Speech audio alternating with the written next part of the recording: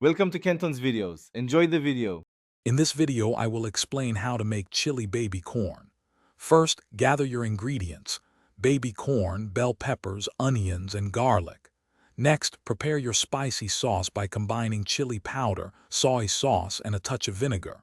Finally, heat 2 tablespoons of oil in a large pan or wok, ensuring it's ready for the vegetables. This initial preparation is key for a smooth cooking process.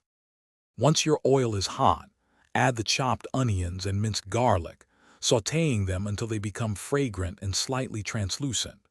Then, introduce 1 cup of diced bell peppers, cooking them for about 3 to 5 minutes until they are slightly tender crisp. Now, it's time to pour in your prepared chili sauce, stirring everything thoroughly to ensure all the vegetables are well coated. Now, gently add the baby corn to the pan, tossing it with the sautéed vegetables and the rich chili sauce.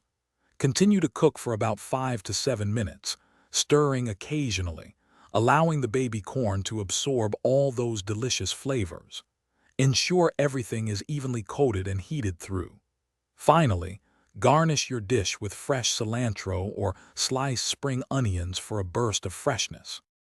Your delicious chili baby corn is now ready to be served.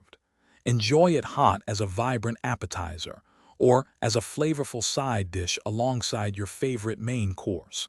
It pairs wonderfully with fried rice or a simple noodle dish for a complete and satisfying meal. Remember to check the description below for a link to some amazing darn tough socks and other great deals. They're truly worth it. Thanks for watching. Consider subscribing if we helped you.